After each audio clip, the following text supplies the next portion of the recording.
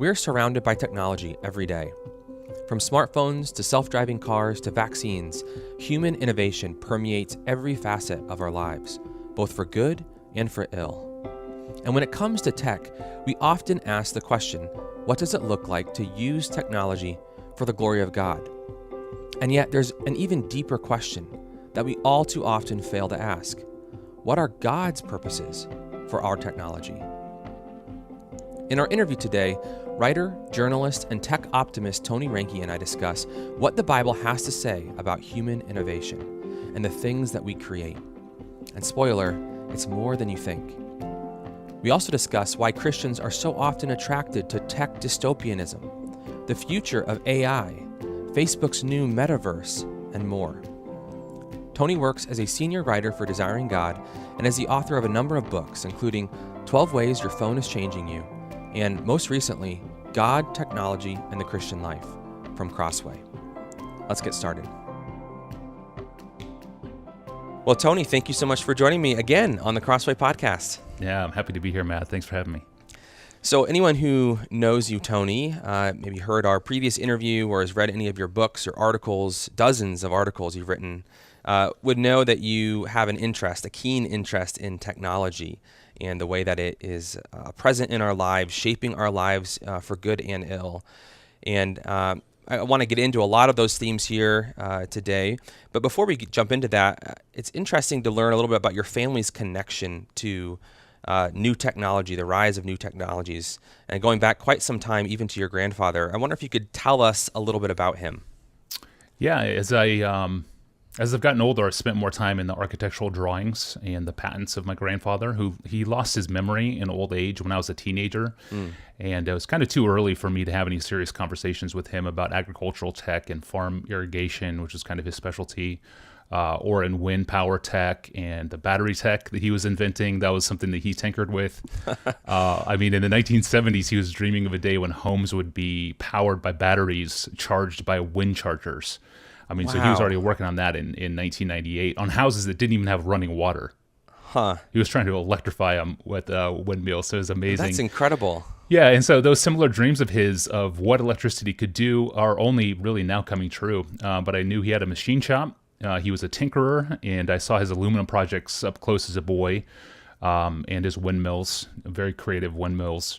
But only recently have I studied the patents and news clippings of him and his incredible brothers and their inventiveness. So my grandfather never went to school past 8th grade, typical farm boy, but he was called on by the military to reinvent aiming computers in World War II, not microchip computers like we think of computers, but like an aiming device that was used in World War II. And he did that, and he re-engineered it, and was just really good at engineering at that level.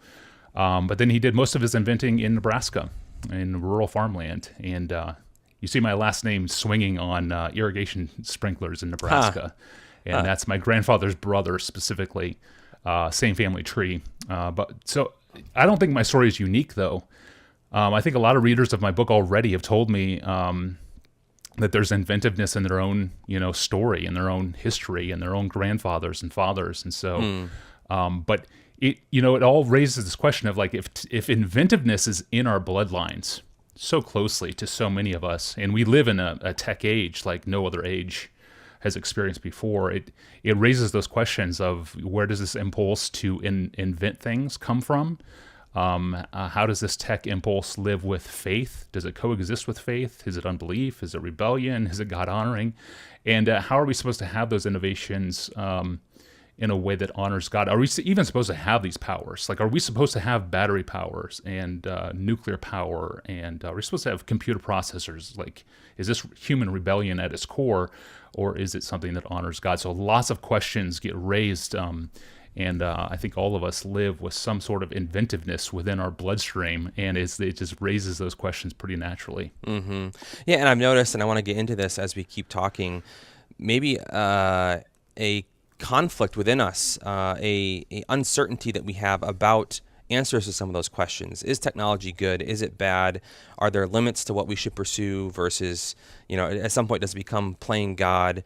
Before we jump into some of that stuff, though, I wonder if you could just simply define technology, because I think it's one of those words that we probably immediately think of the smartphone in our pocket. We think of electronics. We think of microchips. But how would you define that general term, technology?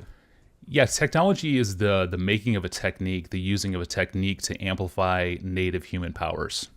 So we go back to even David's sling against Goliath. That was a form of technology. Goliath obviously is the techno giant. He is like an army in one man, this warrior who was bred to slay, nations, and who had collected the greatest war armory that anyone had ever seen. I mean, this guy would take over his enemy in the field, and then he would plunder and take whatever tech he wanted. And so when Goliath steps out to go toe-to-toe with David, he is literally shrouded in the greatest armory of his age. I mean, he is the F-22, he is the Raptor, he's the F-35, whatever jet, whatever drone, whatever military weapon you think of today. Like, he was elite in that way. But David was not anti-technology. He was not without technology. He used a more primitive technology, which was a sling, which amplified the power of his arm and concentrated power into a single stone, which for this battle, he shows himself to be the superior technologist, because he knows that this is a battle where a sniper can beat someone who's going into battle as a hand-to-hand combat type of a warrior. So Goliath could take out 10 guys easier than David could, but David could take out one guy at a distance because he knows his technology better. And so he's a master technologist in that way. And so both of those are technologies, but they amplify the power of its user. So Goliath has this huge sword. He can kill lots of men.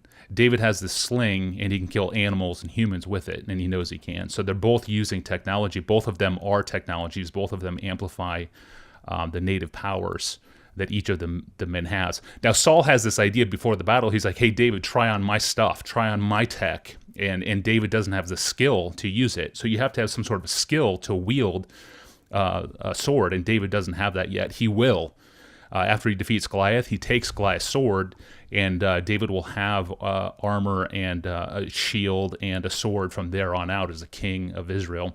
But he doesn't at that point, and he doesn't have the practice. He doesn't know how to wield a sword. He doesn't have the muscle buildup. He doesn't have the technique to wield the technology. So that's kind of where I start in my book, is defining technology in those two guys.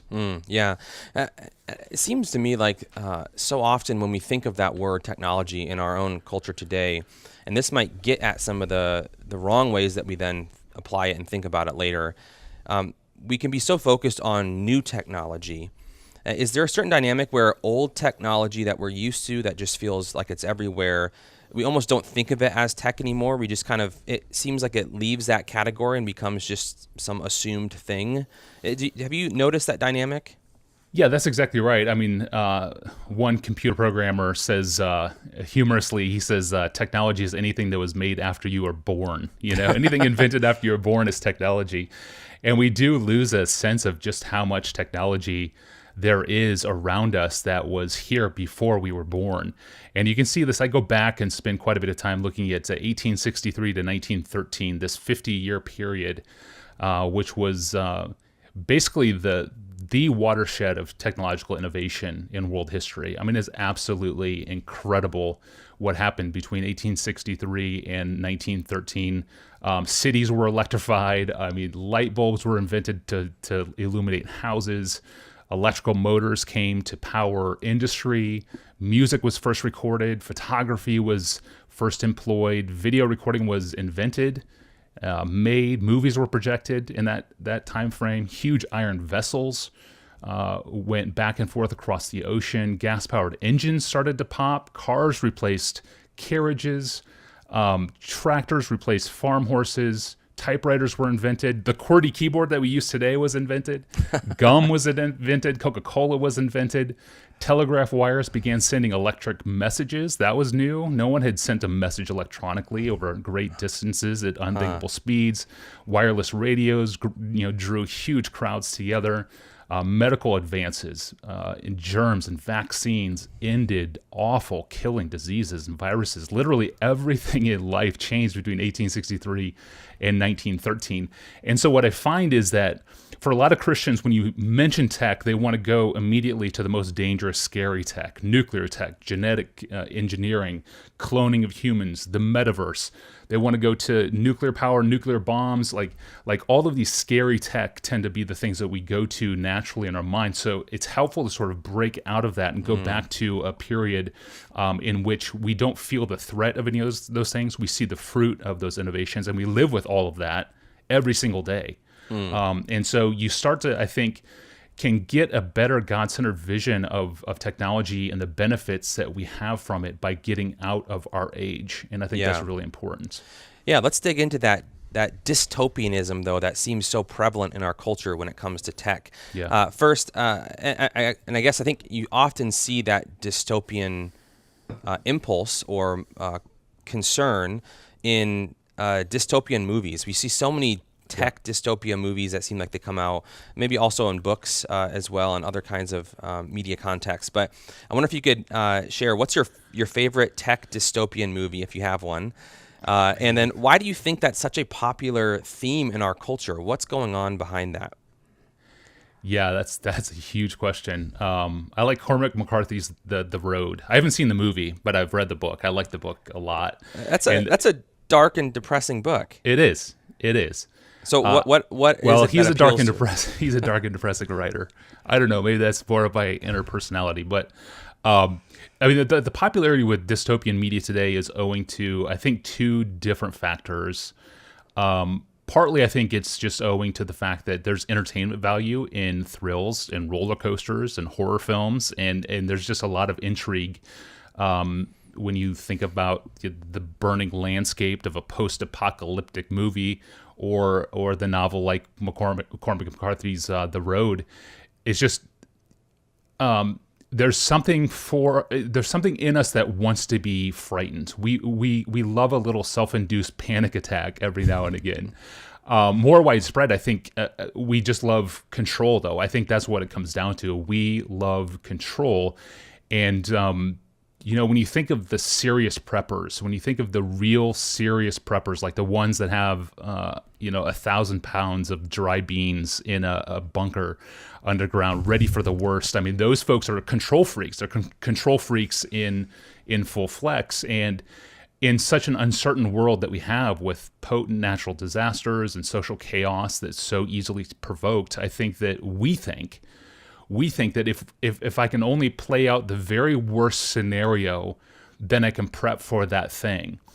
So it's about control. It's about feelings of self-security. And so off we go, hunting for the most fearful, worst, plausible, possible scenario that we can find. And if I'm ready for that worst case scenario tomorrow, then I can live self-secure today. Yeah. So it's about control, and the antithesis of faith really is what it is. And so I think that's really deep in us. This control freak lives inside of us. And so we listen to our fortune tellers, the tech prophets, and we hear, tell us what jobs are doomed by artificial intelligence in 20 years, right? Because if we know which jobs are doomed, we can begin to build new skills. We can cheat the system. We can beat the system. AI won't get us. That's a similar kind of control freakiness without the beans in the bunker. But it's inevitable that our culture's media is going to feed this. The appetite's always been there. It will get ratings, but I think it's just one innovative way that sinners use to try and cope with a fallen world where we have no guarantees, where our fortunes can change in a flash. And so the appetite for tech dystopian sci-fi fiction, television, movies, novels, it's as old as tech itself. And I think it's that inner prepper inside of us, inside this desire for dystopian media, for doom scrolling, for Black Mirror dramas, and I think for even the pundits on cable TV. I mean, I think that drives it too. So we're recording this on January 6th. Like if your pundits convince you that your political rivals are taking over the national government, then it seems right and justified to pull off a preemptive coup and use force if needed. So we're very willing to entertain the most dire, plausible, possible forecasts so that we can take control, take action. And a little of that is in all of us. We all want control. And that's why dystopian media, I think, is so popular. And it will be. Its addictive appeal is always to our inner prepper, our inner control freak. Yeah. You write in the book, quote, "I know that this book would market better as an alarmist doomsday warning about how Satan hijacked the electrical grid, controls us through our smartphones, and wants to implant us with the digital mark of the beast." And that kind of puts a point on both the tech side and this doomsday thinking. Yeah. And I guess I wonder, do you think Christians in particular are especially susceptible to this kind of dystopian, tech dystopia mindset?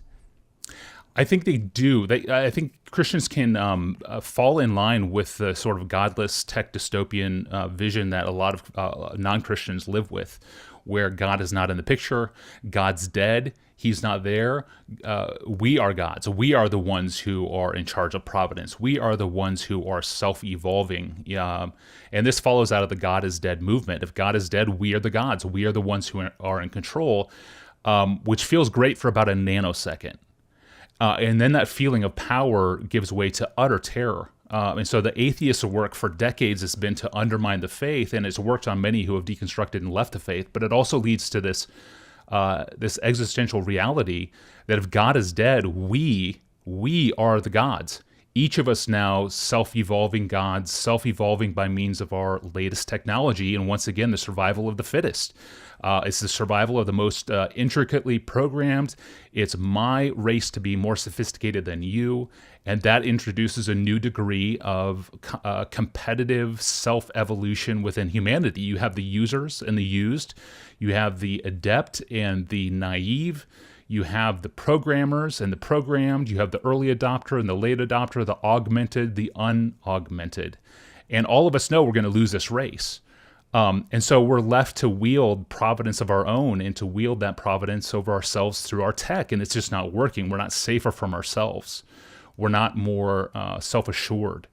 In fact, if you layer on top of that, like climate change in a way that views climate change as though it's basically irreversible, go to Mars or die, that utter despair wins out in the end. And so it turns out that to be gods augmented with supernatural powers is not leading us to the self-saving confidence that we thought we would have. Instead, we get TV shows like Black Mirror, we get the tech dystopianism. And so what I'm pleading with Christians, and this is going back to your question, what I'm pleading with Christians to do is before you follow suit and follow the godless tech dystopians of the world into this despairing vision of the world, would you please consider something else? Because I am a tech optimist, and I'm a tech optimist because I know that God is not dead. He's the creator. And his entire creation is contingent, meaning that the creation answers not for its own existence or for its own reason for being. The creation gives us no reason for why it exists. The creation is not sustained by itself. It's not sustained by powers from its own order. It is governed by one who is outside of the created order, who upholds all things by the power of his word. And so do you, Christian, really believe that? At the end of the day, is God dead or does God reign? Because that will shape everything that you think about how you engage with technology, what you think of human innovation. Because if you do believe God reigns, that's going to change everything. And I do. And that glorious reality shapes everything that I know about big tech, Silicon Valley, and the story of human innovation. It's all shaped by what I understand about God. And so what I'm saying is, let's stop following the tech dystopians who are now their own gods. And let's think about this as Christians with an open Bible, and particularly for us who are Reformed, because we have a vision of God that answers for all of these questions that we face. Yeah. I mean, I can imagine someone listening right now responding to that saying, I do believe God is sovereign over all things and all of history. And so I don't think that this world is just governed by human innovation and our own efforts and abilities. And yet they still might say God in his sovereignty has historically allowed terrible technologies to develop and be used for terrible evil. Yeah. And so I still, how is it still not okay for me to be pretty concerned about where we're going, what's in the future? Yeah, so the question of like, how does God reign over technology? It goes back to the fact of contingent creation. Like the creation doesn't just self-exist. Like God is here sustaining it. And so everything that we invent, everything that we use, all of it, all of our tech, our science, our engineering, our innovation, things that are destructive, things that are virtuous, all of it is actually highly constrained. That's one of the interesting things I think that readers will take away from the book. For all the human innovation that we have, all the things that we can employ, which seems infinite to us, it seems like it's unlimited, like we can do anything we want.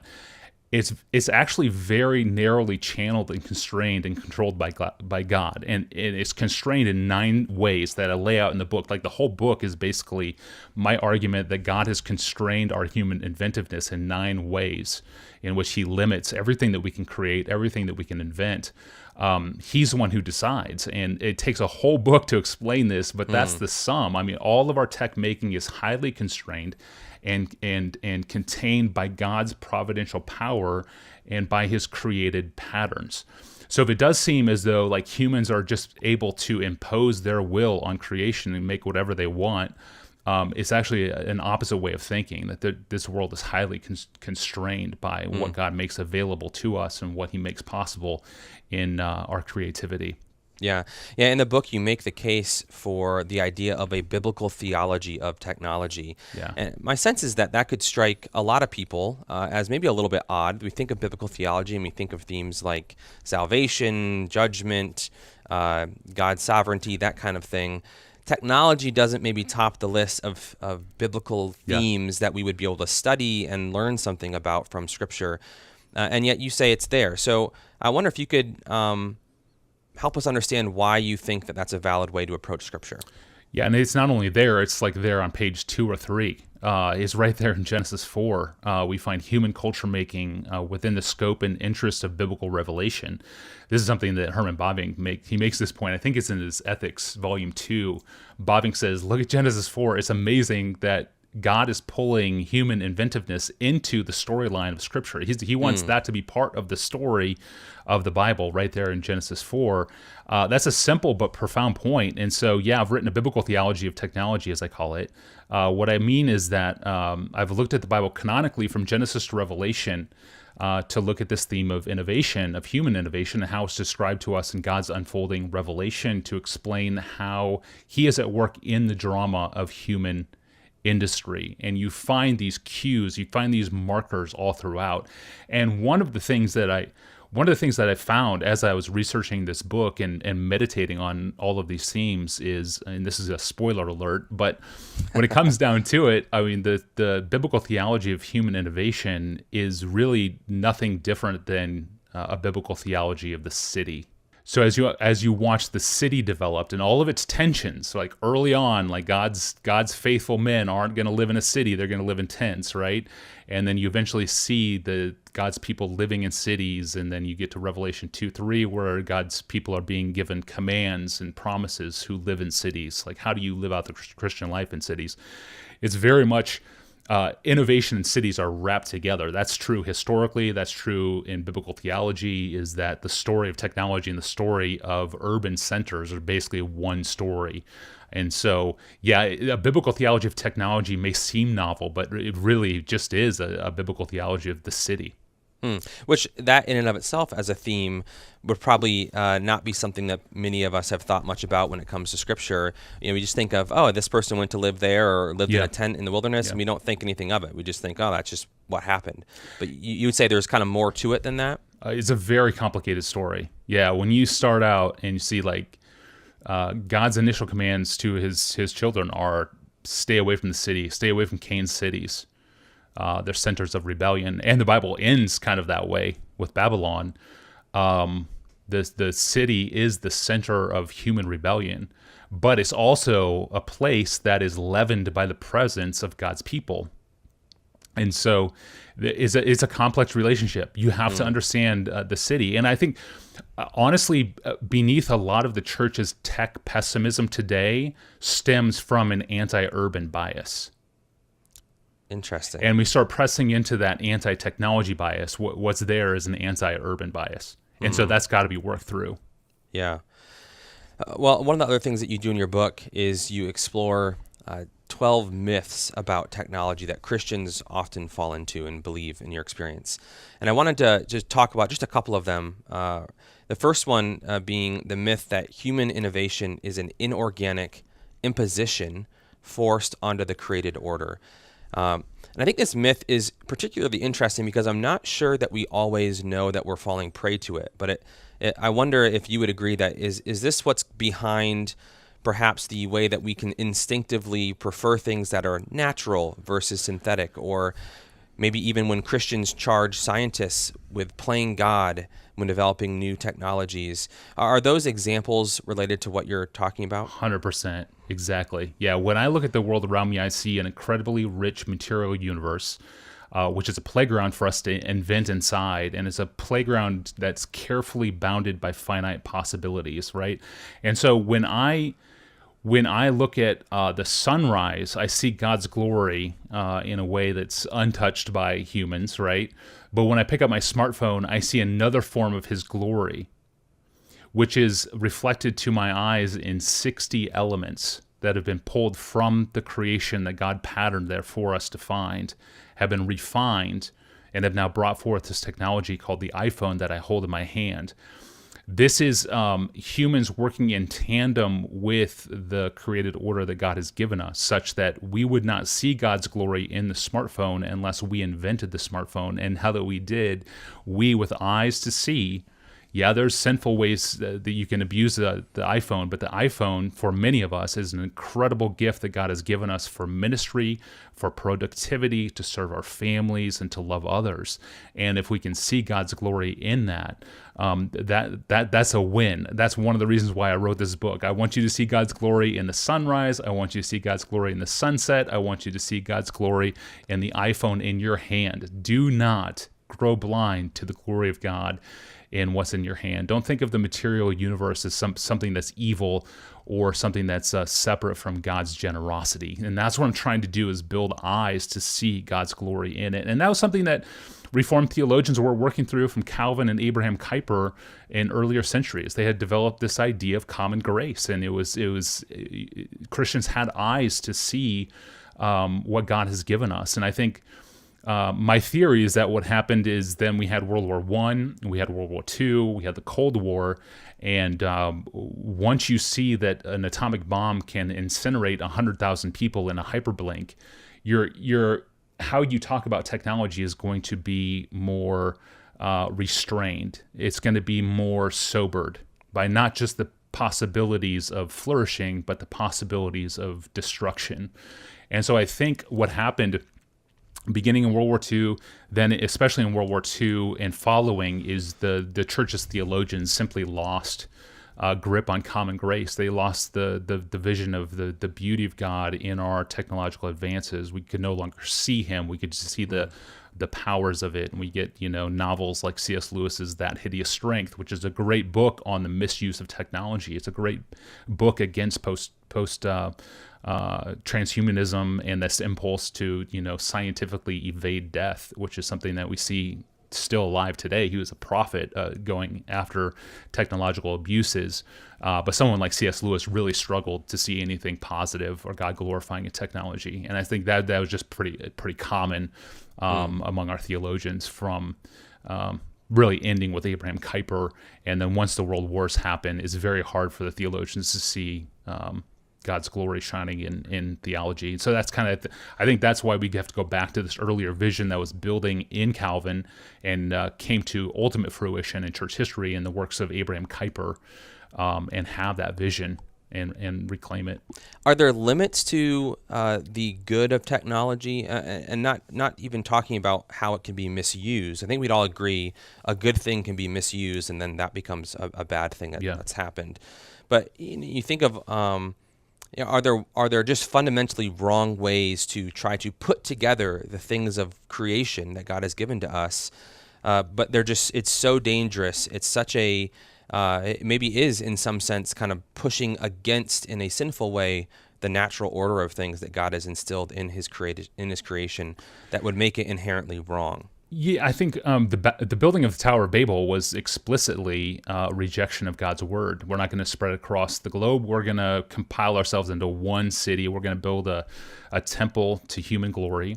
And so they're using, they're using fire-baked bricks, which was a new technology for them. They were using that in a sinful way. They were using tar to put those bricks together in a sinful way in building their temple. And so that was a sinful use. But in one of these climactic moments of humans using engineering in an anti-God way and in a way to reject God, God simply comes down and hacks the whole thing. And instead of having one city, he spreads his people all over the globe. He spreads those people all over the globe. And so that we have 1,000 cities. And so it's this vision of, yes, technology can be misused and sinfully so. We never more so than in the cross and what we see in the crucifixion of Jesus Christ, using metallurgy, using Roman torture in a way to kill our Savior. And so technology can be used in very sinful ways, in the most sinful ways. But God is always there, hacking sovereignly over those events, breaking in and turning them for good. And so there are misuses of technology, but to say, well, therefore we've stiff-armed God out of the picture is wrong. And so that's what I'm trying to resist, is this idea of seeing technology misused and somehow God becoming then powerless. He's not. Yeah. It seems like the discussion over, or the debate over natural versus synthetic, or technology versus natural, has been on full display over the last couple of years when it comes to the COVID pandemic and vaccine technology. Has anything about the way that Christians have responded to this whole issue surprised you? There's a lot to say about COVID. COVID vaccines were providential in the timing of my book project. My book began as a series of lectures. One of them I gave in Seattle as the city was shutting down. I'll never forget it. It was the evening of March 11th, 2020. I was getting ready for dinner. I was going to teach on Genesis 4, kind of the origins of industry, and I had ESPN playing on the background as I was getting ready, and ESPN is like breaking news, like the city of Seattle is shutting down. I'm in the city. I'm like, what is shutting down? Like, what does that mean? I'm stuck here. Does the airport shut down? Like, what? How does that work? And I'm looking out the window, and the rush hour traffic is not as bad as it should be, and so people are clearly at home, and so the city is shutting down, and I'm just like, what is going on? It's so ominous. And then ESPN is saying the NCAA basketball tournament's not going to happen this year. Major League Baseball is suspending operations. NBA, hockey, all of that canceled, done. And I'm just like, this is crazy. What's going on? So I was right there in Seattle when this was happening. So I naturally sort of covered the virus from the inside of things, and it was really fascinating to do so as I wrote the book, because there's powerful biases that work in politics and in science. Even from the early days of slowing the spread in New York City, shutting down cities like Seattle, and then with the vaccine rollouts, all of it exposed certain biases at play in how we talk about God and human innovation. Are we battling this virus with God's grace, or by sheer human devised science? Is this rebellion? Is it honoring to God? Huge debates. And wherever you land on the mRNA vaccine right now, for Christians, it was just so fascinating to watch this conversation play out. And so I think there's a lot of different things to say about the vaccine itself. Our vaccines remain under the polarity of Babylon, of the Tower of Babel. I go into this in the book in the sense that one of the gracious things that God does is he confuses the languages. He spreads languages all over. One of the fallouts to that is that each culture thinks differently about the world. There's this natural built-in braking system when it comes to human innovation, where it's not like everybody now can say yes in universal chorus. There's now these hedges, these built-in checks and balances built into cultures, so that one culture may love biometric, facial recognition, and another culture says, no way, government coercion is going to happen if we do this. And so there's those tensions, and we saw that kind of tension play out with the virus with the vaccine as well. And so, not surprising, there was a lot of debate. Should we be using it? Should we not be using that? I think that's healthy. That's a healthy tension that we need. But we also need to think of where is our place in the tech tree of virus vaccinations? Where do we find ourselves in a history of unfolding innovations? Instead of saying that tech is threatening, let's stop it and shut it down.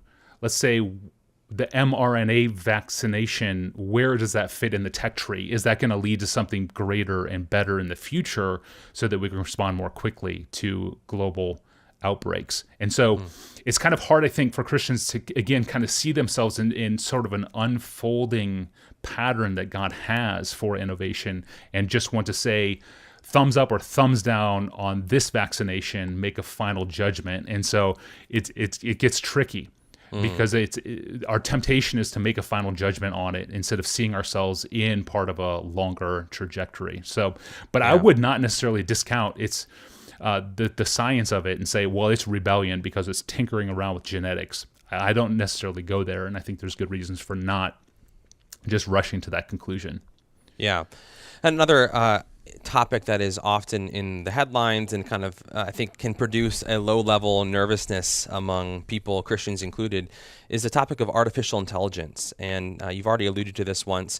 I think we all appreciate, most of us appreciate the power of Siri and Alexa in our pockets and understand the benefit that brings. But it also, there's talk of AI destroying jobs, as you've said, and harming our ability to think for ourselves as humans. Would you say that AI is fundamentally different than technological developments that have come in the past? Not necessarily, because it's unfolding. It's an unfolding tech tree. So it has predecessors earlier. Artificial intelligence is a label that it bleeds into a couple of different categories that might be helpful to lay out. So it pops up in two ways. The first being AI is sometimes used for supercomputers that are processing huge amounts of data at lightning speeds. That's all it's meant. So you have huge media platforms that scrape data, from its users, and then they use AI to process that data. That's one use. Or you can think of self-driving cars, which is maybe a little more tangible example. What amounts to an autonomous robot is basically what a self-driving car is. And it's self-directed by drawing huge amounts of input from sensors, and it gathers an immense data stream that then gets processed in real time by powerful computers that can steer a car or steer a semi-truck now down a street. And so that's one very common category where you hear AI emerge, which is supercomputers processing lots of data to identify patterns and to carry out actions beyond the speed of human computation and response. But AI, more true to its definition, refers to the singularity. A point in time in which this is starting to sound a little bit like Star Trek. So help us. Yeah. What does that term mean? So singularity is a point in time in which computers collectively awaken into one unified autonomous consciousness with a new native creativity beyond what the human engineers put into it. And so in that scenario, all of our jobs are gone. Like AI is going to take over the world, take over, all of that. AI is going to be doing the podcast hosting. AI is going to be doing the podcast answering. AI does everything. And so the first definition of AI is becoming real. And you see it in self-driving cars. You see it in the new Cold War brewing between China and America. Each trying to buy up as many computer chips as possible. It's a race because our national defense systems require new intelligence that can perceive patterns in data and execute actions at superhuman speeds. So you think of Israel's Iron Dome. I don't know if you've seen video of Israel's Iron Dome, for example. That's a very graphic, tangible example of an AI model. So that's here. It's happening. However, the second definition of AI is science fiction. It's unrealistic. I just read Eric Larson's new book on the myth of artificial intelligence, and he says right now, if you look at the fact that nothing's really been developed in this towards progress in this at all, he calls artificial intelligence in the second definition, at best, a scientific unknown. But nevertheless, for fun, in the book, I do enter into the direst forecasts. The direst forecast. Let's play it out. So let's say AI takes all of our jobs away in the next 30 years. What does the church have anything to say? Maybe as a final question, a few weeks back, Facebook, now rebranded as Meta, announced the upcoming launch of their Metaverse. And I think there were a lot of different responses to it, many of them kind of mocking responses to this keynote that they delivered. I wonder if you could speak to first, what is the Metaverse for those who have heard the term but are kind of like confused as to what's going on, and how should Christians think about this whole new realm of kind of online identities and engaging, living in community online in some way? Yeah, so the metaverse, I would define the metaverse as a new privatized surveillance state, basically. Okay. That would be my definition. But yeah, what it is basically it's a place where you can live online through an avatar. You can have real estate, virtual real estate. You can have your own house. You can decorate your house. You can buy things for it. If you've read the book Ready Player One, or you've these kind of ideas of being able to live in existence, and whether it's in gaming, I mean, gaming has opened the door. This is basically gaming writ large for non-gamers, right? We're being pulled into the metaverse, which is, it's gaming, it's entertainment, but it's also work. It's like, instead of Zooming, you can actually go into a virtual room with your coworkers, and it's a little more immersive. And so it's promising in some sense that I think there's always going to be need for virtual meetup spaces. I don't know the extent of how much this is going to develop. I think it's going to be, I think gaming goggles are a hard sell for a lot of people. They just don't want to have a screen, taped to their face. It's kind of goofy, but there might be some other manifestation of the virtual space that's a little less awkward. But it's hard to say. But it's worrisome in some ways. One is, whoever is the keeper of this metaverse is going to have access to surveillance on behaviors like never before. I mean, it's going to raise all sorts of questions about privacy. But it's just one of the many other technologies that raise questions for us. Isn't social media destroying the social fabric of a democracy? Isn't Amazon growing into a monopoly? Aren't AI bots going to take over all of our jobs? Are we only going to survive in the workforce if we have this brain-machine interface with some part of our brain connected to a computer? On and on it goes. I mean, there's a lot of scary tech. There's things to be worried about. There's problems. But the challenge is the church always wants to talk about technology in light of the metaverse, in light of AI, in light of driverless cars, in light of Amazon, in light of all of these scary techs or things that are going to damage society in some way. And we never break free from that discussion and go macro and think of, where do these technologies come from? What is God's plan? And see his glory in the electricity, see his glory in the smartphone that we use, in the computer, in the cameras, in the lights, in the houses, the businesses, the banking systems.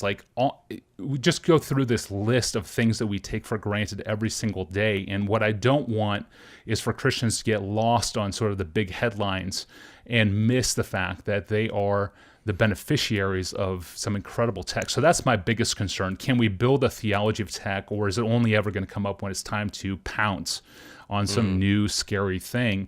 That's my task. And so the work before me is reaching the listener out there who has a podcast app open, listening to us on their iPhone at 1.3x speed. That's the speed I listen to everything in.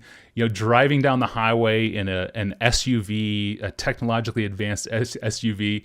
I don't want that listener to come away from this conversation thinking, wow, that one tech is really scary. That one tech is really going to change things. Because that would sell, right? The dystopian content sells. You provoke that inner prepper. Instead, what I'm after is a listener and a reader of the book to thank God to thank God for the ancient sludge that he put into the ground that was sucked up and refined so that he could propel himself down the highway at 50 miles per hour through the power of exploding fireball in the engine in the front of his car. He is going down the highway right now, listening to speakers of a recording that we're making right now on his iPhone, a digital file that somehow got sucked out of the air into his iPhone being 60 elements taken from creation. I want listeners to see that. And so for a lot of Christians, it's going to feel weird and uneasy to speak of tech as a means of worship, but that's good. That's where I want to be. I want to press in on that.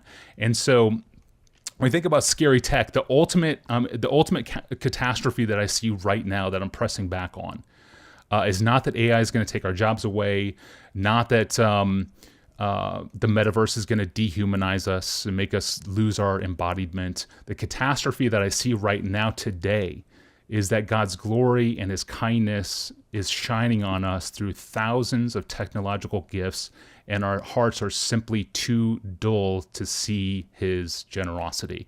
And that's a huge problem, and we need to call it out. And so I hope if I can change that and my book seeps into the groundwater of Christians, and it becomes sort of like a framework by which we can then understand technology. I think in a few years we can have really good discussions about the metaverse, really good discussions about AI, really good discussions about the problem tech that we see, because they're there. There's problem tech. But because of how we talk about them, we end up with a pretty lopsided and godless framework to go about those conversations. Yeah. Well, thank you, Tony, so much for taking the time to talk with us today and help give us some of that framework. Help us start thinking along those lines, perhaps in a maybe a new way for many of us. But yeah, we appreciate your time. My joy, Matt. Thanks for having me on. That was Tony Reinke on thinking Christianly about human innovation and technology. For more, be sure to check out his book with Crossway, God, Technology, and the Christian Life. Pick up your copy of the book for 30% off directly from Crossway by visiting crossway.org/plus. That's crossway.org/plus. For more interviews like this, subscribe to the Crossway Podcast on Apple Podcasts, Spotify, or your favorite podcast player. If you enjoyed this episode, consider leaving us a review in the Apple Podcast store. That helps us spread the word about the show. Crossway is a not-for-profit Christian ministry that exists solely for the purpose of proclaiming the truth of God's Word through publishing gospel-centered content. Visit us today at crossway.org.